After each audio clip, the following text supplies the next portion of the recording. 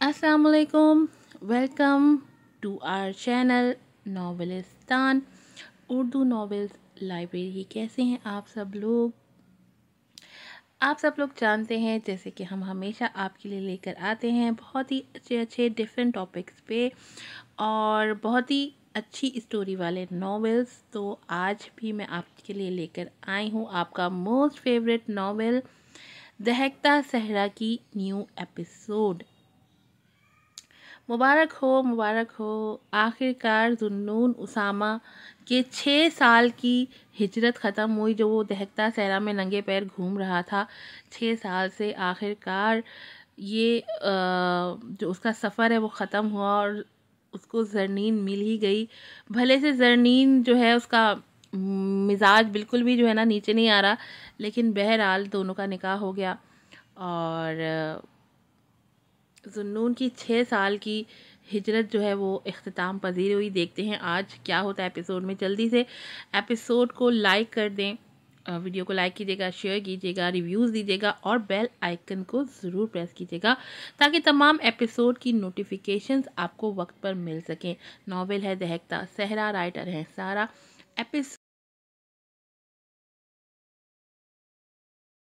Episode number है 37।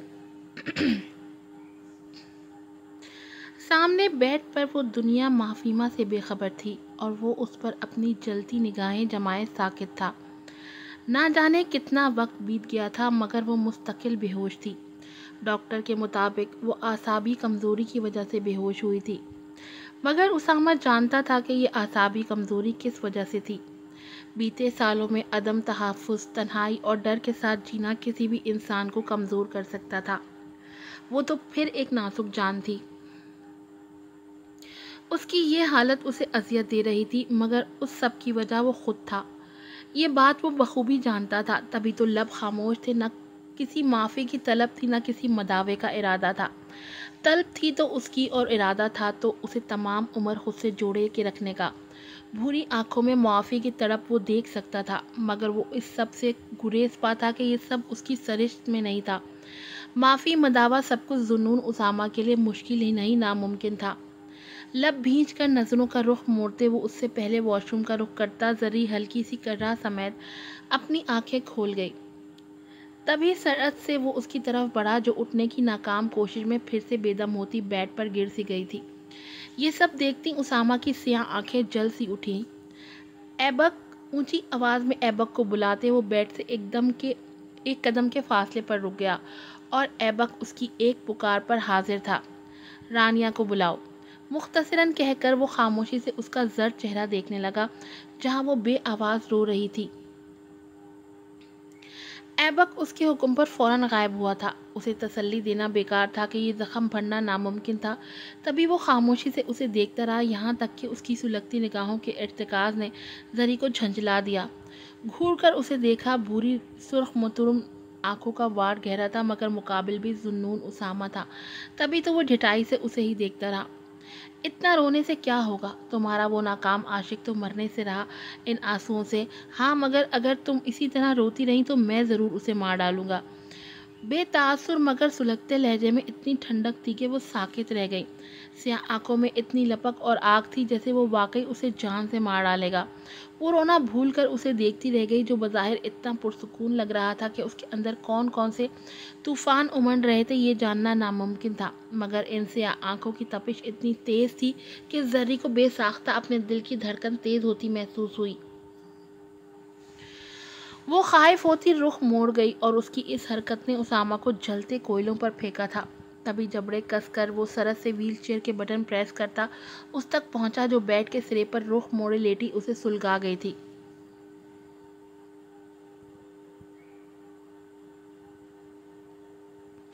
उस कमीने इंसान के एक बार सामने आने ने तुम्हें दुनिया से बेखबर कर दिया और फिर तुम उन सब के लिए आंसू बहा रही हो जो सालों से तुम्हें मरा हुआ समझ चुके हैं। मगर मैं जो 6 सालों से अजियत के जहन्नुम में सुलग रहा हूँ और तुम्हारे सामने भी मौजूद हूँ, फिर भी तुम मुझसे मुंह मोड़ रही हो। जानती हो तुम्हारा मुझसे नज़रें फेरना मुझे कितना तकलीफ देता है। जानती होती तो कभी जुन्नून उसामा को नज़रअंदाज करने की हिमाकत न करती। मिसेस जुन्नून झुककर उसका बाजू अपनी सख्त गिरफ्त में लेते, वो खींचकर खुद से करीब करते सुलगते लहजे में बोला। नहीं, उसके कान में गर्राया था। उसके लहजे की लपक और सांसों की तपिश ने जरी को झुलसा दिया। वो साकित नज़रों से उसका सुर्ख चेहरा देखती रह गई जो गुस्से से दहक रहा था। ज़बान गोया उसके कहर से तालू से चिपक गई थी। उसका ऐसा अंदाज 6 साल पहले उसने उसी कॉरिडोर में देखा था जहां वो उससे पहली बार मिली थी। 6 साल पहले भी उसे अपनी फाश गलती का एहसास हो गया था, और एहसास आज भी हुआ था, क्योंकि आज उसके लहजे में एक नामालूम सा शिकवा बोल रहा था जो उसने आज से पहले कभी नहीं किया था। उसने हर बार की तरह आज भी उसके लफ्ज़ छीन लिए थे। तभी बुरी आंखें सरहद से भीगती चली गई थी, और वो जो सब कुछ तहस नहस करने के दर पर था लब भींच गया। स्याह आंखों का गजब पल में थमा था। मुझे हर बार बदतरीन बनने पर मजबूर मत किया करो जाना। अपनी गिरफ्त हल्की करते झुककर उसकी भीगी आंखें नरमी से चूमते वो सरगोशी में बोला तो उसके लिम्स और लफ्ज़ों की नरमी ने जरी का दिल गुजाज किया। तभी नज़रें उठाकर उसकी आंखों में देखते वो धीरे से बोली, तुम हो ही बदतरीन।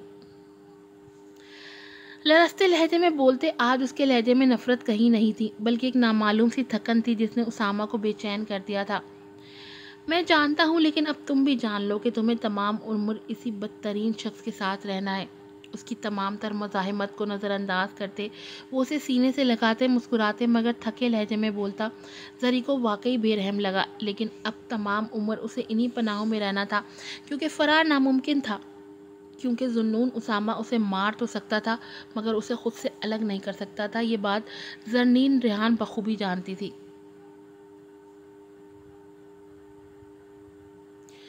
वो कल वापसी पर अभी तक घर से बाहर नहीं निकली थी। न जाने कैसा खौफ था कि वो बाहर निकलने से गुरेज पाती। कल शाम का हैदर का रवैया बेहद अजीब था। ये हैदर उस हैदर से कतई मुख्तलिफ था जो आज से 6 साल पहले था। तभी तो पहली बार उसकी कुर्बत ने हिबा का नाजुक दिल सहमा दिया था। वो जानती थी कि वो लौट कर आएगा, मगर उसकी वापसी उसकी धड़कनें रोक दी देगी ये नहीं पता था। बेड पर आड़ी तिरछी लेटी वो उसे ही सोच रही थी जो उसके दिल पर अव्वल रोज की तरह बराजमान था। सेल फोन की रिंग टोन ने उसे ख्यालों से बाहर निकाला। नंबर अननोन था। कुछ हिचकिचाकर वो कॉल अटेंड कर गई। दूसरी तरफ गहरी खामोशी थी। तभी बिना कुछ बोले वो उलझन का शिकार होती इससे पहले कि कॉल काटती। दफ्तन गहरी सांसों की आवाज़ ने उसे साकित कर दिया। कैसी हो? गंभीर लहजे में बोला गया जुमला उसकी सांसें रोक गया। लफ्ज़ों की ठंडक रूह तक को सहमा रही थी। हैदर, सरसराती आवाज़ में बोलते वो उठ के बैठ गई, जबकि दूसरी जानिब उसके दुरुस्त जवाब पर हल्का सा कहका लगाते वो खासा महसूस हुआ था, और उसके इसी रवैये पर हिबा की ज़ुबान तालू से चिपक गई। दिल था कि पसलियाँ तोड़कर बाहर आने को मचला। कल शाम मैं तुम्हारा वेट करूँगा स्वीट हार्ट। बिना जवाब की परवाह किए अपनी बात कहते वो उसे खासा अजीब लगा। तहक्कुम आमेज लहजा था, या यूं यूं जैसे वो इनकार नहीं कर सकती। उसके पुरस्रार लहजे ने हिबा की सांसें रोक दी।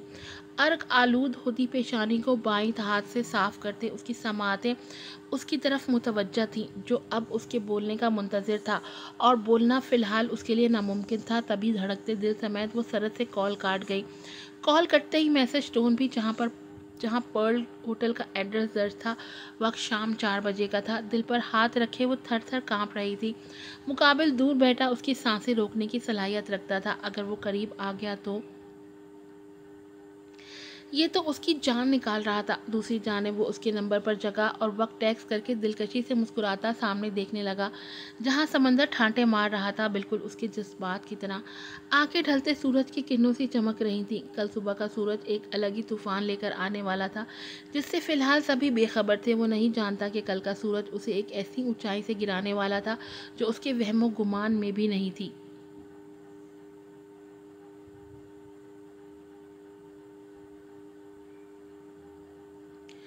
वो सब दम साधे उसे देख रहे थे, जो सब कुछ बताकर अब सर झुकाए साकित बैठा था। और सबसे ज्यादा तो हैरान अबिया थी, जिसके लिए ये यकीन करना मुमकिन नहीं था कि जिसे वो 6 सालों से मरा हुआ समझकर सब्र कर चुकी थी, वो जिंदा थी। دل کا درد آنکھوں کے راستے بہہ رہا تھا۔ وہ حق تک اس کا چہرہ دیکھ رہی جو یہ ہولناک سچائی بتا کر اب ساکت تھا۔ وہ کبھی نہ یقین کرتی جو اگر وہ اسے زری اور اسامہ کی تصویریں نہ دکھاتا جہاں بت بنی ایک پرکشش شخص کے پہلو پہ بیٹھی تھی، اگر تصویر سے نکل کر وہ اسے گلے مل سکتی تو وہ ایسا کر جاتی، مگر یہ ناممکن تھا۔ کیا کیا نہیں یاد آیا تھا، ساتھ بیتا بچپن اور جوانی کے دن، اور پھر وہ سیاہ آندھی جو اس کا سب کچھ بہا کر لے گئی تھی، جس کے اثرات اس نے 6 سال برداشت کیے تھے۔ اور حیران تو باقی گھر والے بھی تھے۔ آصف صاحب تو رابعہ کی سازش سن کر دم سادے انہیں دیکھتے رہ گئے، جو اتنی ظالم ہو سکتی تھی انہیں اندازہ تک نہیں تھا۔ وہ جانتے تھے زاہدہ بیگم کے حق میں ان سے نا انصافی ہوئی تھی، مگر وہ ان کا کلیجہ نوچنے کے در پر ہو گئی تھی۔ یہ بات صاف آصف صاحب کو شرمندہ اور دکھ سے زندہ زمین میں گاڑ گئی، اور رابعہ بیگم تو اتنے سالوں میں لگنے والے ضربوں سے ہی خاک ہو گئی تھی، اب تو بکھر سی گئی تھی۔ مجھے ان سے ملنا ہے وقاص، سب کچھ نظر انداز کرتے وہ لرزتے لہجے میں بول کر بات کے اختتام تک بلک بلک کر روتی وقاص کا دل چیر گئی۔ وہ سرعت سے اٹھ کر اسے خود میں بھیج گیا جو اس کی باہوں میں اپنے ناقابل تلافی نقصان پر تڑپ تڑپ کر روتی چلی گئی۔ وہ وقت سے پہلے وہاں پہنچ گیا تھا اور انتظار تھا کہ بڑھتا ہی جا رہا تھا۔ دل گواہی دے رہا تھا کہ وہ ضرور آئے گی، مگر پھر بھی ہر گزرتا لمحہ اس کی دھڑکنیں تیز کر رہا تھا۔ تبھی بے چینی سے اٹھ کر وہ باہر آ گیا۔ یہ غالباً 3rd فلور تھا، جہاں میٹنگ پلیس کے علاوہ ریسٹورانٹ بھی تھا۔ وہ کوریڈور میں تھا اور اس سے پہلے لفٹ کی طرف بڑھتا کہ سامنے لفٹ کا دروازہ کھلا اور اس سے نکلنے والی شخصیت نے حیدر نواز کی دھڑکنیں روک دیں۔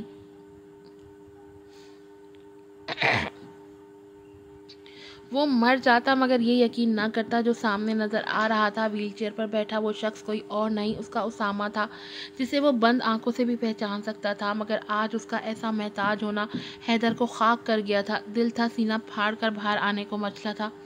ساکت نظروں سے اسے دیکھتے وہ اپنی جگہ مجسمہ بنا ہوا تھا کہ دفتن اس نے نظریں اٹھا کر اسے دیکھا، اور اس کا دیکھنا حیدر نواز کو جیتے جی مار گیا۔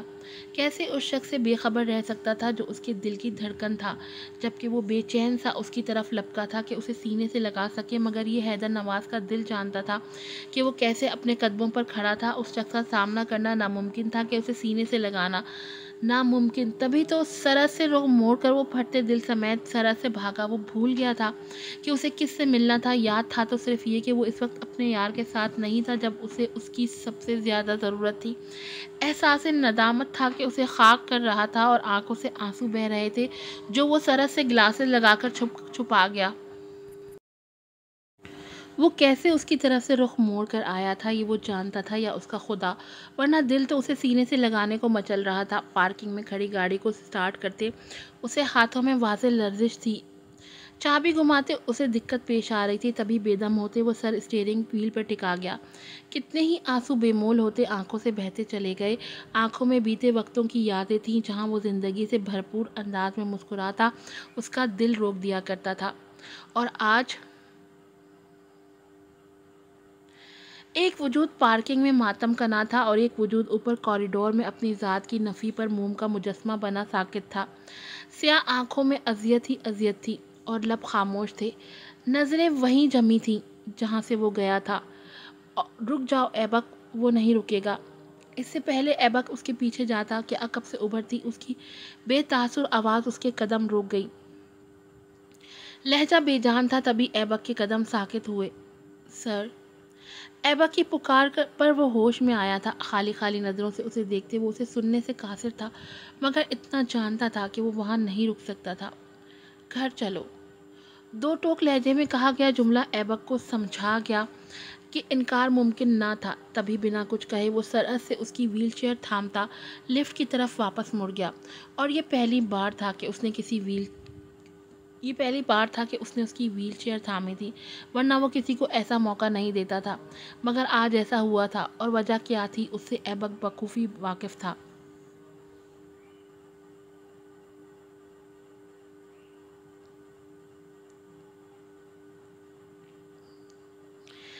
گرے ٹیل میکسی میں وہ ہلکی جیولری اور ہلکے پھلکے میک اپ میں بال اونچے جوڑے میں باندھے ہوروں کو مات دے رہی تھی۔ ناک میں پہنی نت الگ ہی منظر پیش کر رہی تھی۔ बूढ़ी आंखें झुकी हुई अलग ही मंजर पेश कर रही थी। उसके पहलू में बैठी अबीहा और उसकी गोद में बैठा तलहा मंजर मुकम्मल था और इतना दिलकश था कि उसामा को उस पर से नजरें हटाना नामुमकिन लगा।